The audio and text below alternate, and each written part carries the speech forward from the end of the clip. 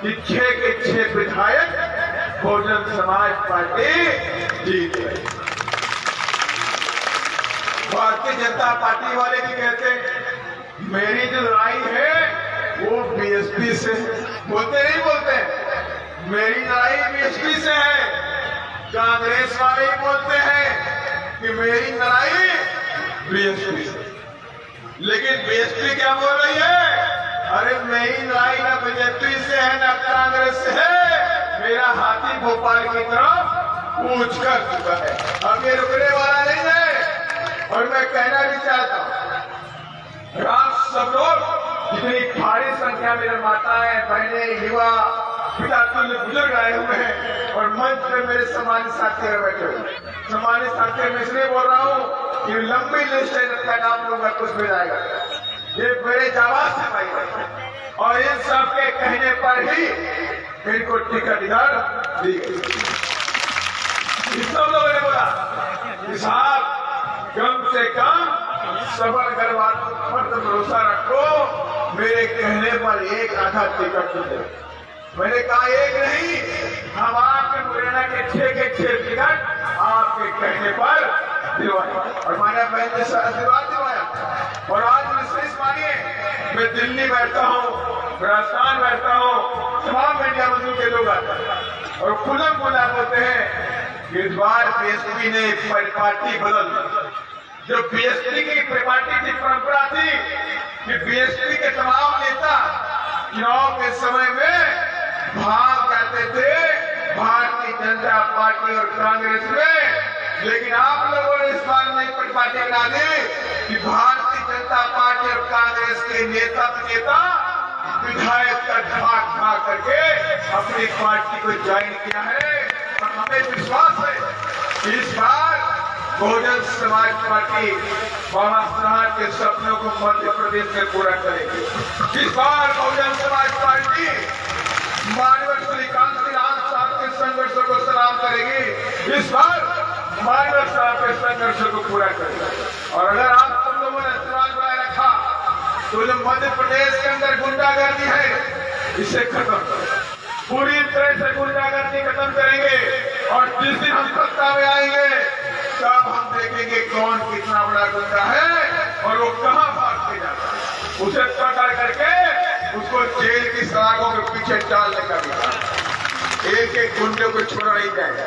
और यही नहीं, मध्य प्रदेश में अभी भाई लोग बोल रहे कि लाडली बहना बैठी, अब मुख्यमंत्री जो चुनाव हार रहे हैं, भारतीय जनता पार्टी चुनाव हार रही है, कमलनाथ चुनाव हार रहे हैं, तो नए नए तरह के सिगुफा छापते बोलते हैं भाई 2000 रुपया देंगे, बोले नहीं बोले, पहले 1000 देंगे, फिर 1200 देंगे, फिर 1400 देंगे, फिर 1600 देंगे, ऐसे ऐसे बोल रहे। अरे बाबा 4 साल में अपनी लाडली बहनों को आपने पढ़ा लिखा के आगे बढ़ाया होता।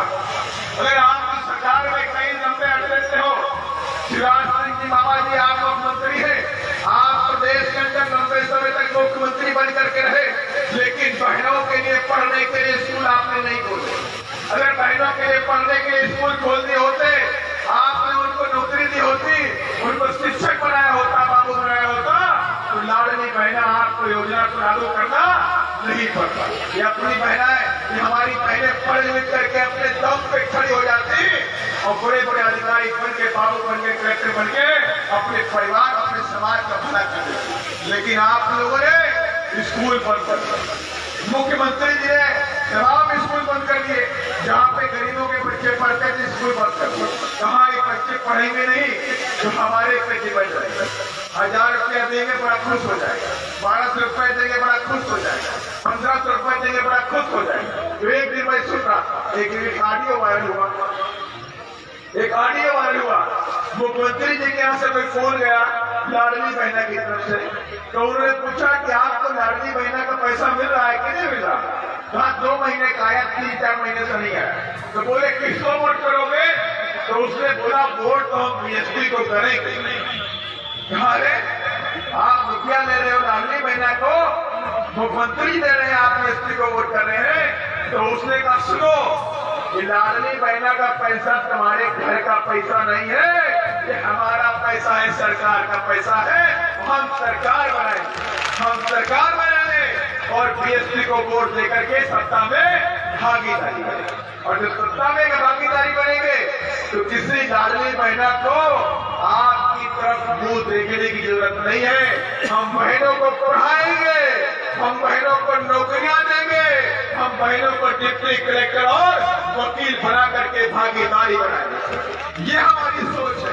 हम पैसे वैसे की बात नहीं करते, हम कोई शिगुफा नहीं छोड़ते कि हम फ्री गैस सिलेंडर कर देंगे, 500 रुपए का सिलेंडर बांटेंगे, ये कर देंगे, वो कर देंगे, दूध दही की नदियां बहा देंगे।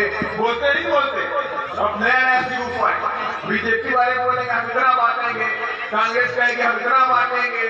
चुनाव के समय बाद सब भूल जाए, चुनाव खत्म सारे वाले भूल जाए। इसलिए बहुजन समाज पार्टी कोई खोखले वादे नहीं करती, कभी नहीं कहती कि हम आपको 500 रुपए का सिलेंडर बांटेंगे फ्री में, हम आपकी बिजली फ्री कर देंगे, बिल्कुल नहीं।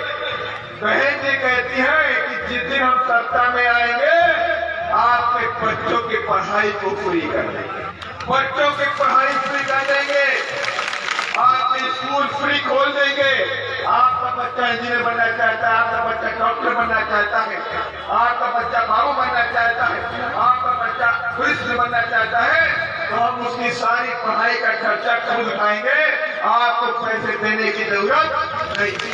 और यही नहीं, और मैंने ये भी कहा अगर मेरी बहना पढ़ने चाहती है, उत्तर प्रदेश में जब बहन जी मुख्यमंत्री थी तो उन्हें एक योजना निकाली, माता सावित्री बाई फुले शिक्षा मदद योजना। कोई लाडली बहन का तो माता सावित्री बाई फुले शिक्षा मदद योजना। और कहा कि जो मेरी बहन पढ़ाई करती है तो पढ़ाई करती तो घर वालों के पास पैसा नहीं होता। मेरा समाज तो गरीब है, मजदूरी करता है बेचारा, 300 रुपए 400 रुपए मजदूरी करता है, कभी मिलता है काम, कभी नहीं मिलता, 2 वक्त की रोटी ही मिल पाती है मुश्किल से। तो अपने बच्चों को कैसे पढ़ाएंगे? तो बच्चे जब बड़े हो जाएंगे तो मजदूरी कराएंगे, उससे बच्चे पढ़ नहीं पाएंगे। तो मैंने ने कहा नहीं, हम अपने समाज के देश के अंदर जो सब समाज के जो गरीब है, चाहे पिछड़े समाज के हो, चाहे आदिवासी समाज के हो, चाहे दलित समाज के हो, और चाहे सर्व समाज के, अगर वो पढ़ना चाहते हैं तो उनके स्कूलों की शिक्षा फ्री कर दी जाएगी। एक पैसा गरीबों से पैसा नहीं पड़ेगा। और यही नहीं, बहन ने बच्चियों के लिए योजना निकाली, शिक्षा महात्मा माता सावित्री बाई फुले शिक्षा मदद योजना।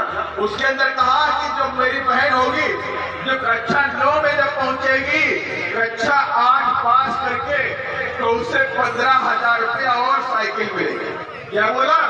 सारी बहनों के लिए बोल दिया कि जो मेरी बहन होगी, जो कक्षा 8 पास करके कक्षा 9 में जाएगी, उसे 15,000 रुपया और साइकिल मिलेगी। और जब कहा कक्षा 10 पास करेगी तो उसे वापस 25,000 रुपया और देंगे, कक्षा 11 और 12 की पढ़ाई कर देंगे। योजना किसने निकाली? बहन कुमारी मायावती ने उत्तर प्रदेश में करके दिखा दिया। एक दो नहीं, 10 लाख बहनों को पढ़ा करके दिखा दिया। और उसके बाद एक योजना निकाली, महामाया आशीर्वाद योजना।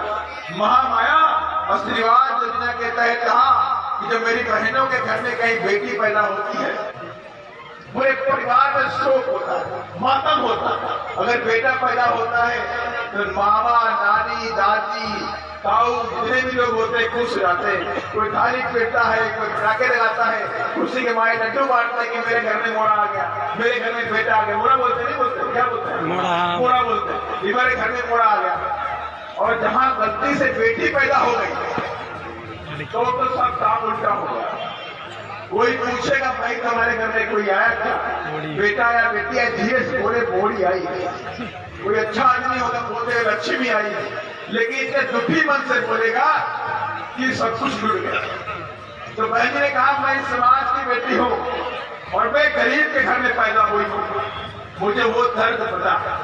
जब घर में बेटी पैदा होती तो कितनी चिंताएं माता और पिता को होती कि मेरी बेटी पैदा हुई है, ये कैसे आगे बढ़ेगी, इसको कैसे पढ़ाएंगे, इसको लिखाएंगे, जब बड़ी हो जाएगी शादी के लिए पैसा कहाँ से लेकर के आएंगे। ये चिंता होती कि नहीं होती? एक गरीब माँ बाप के ऊपर चिंता होती कि मेरी बेटी जब बड़ी हो जाएगी तो शादी के लिए पैसा कहाँ से लेकर के आएंगे।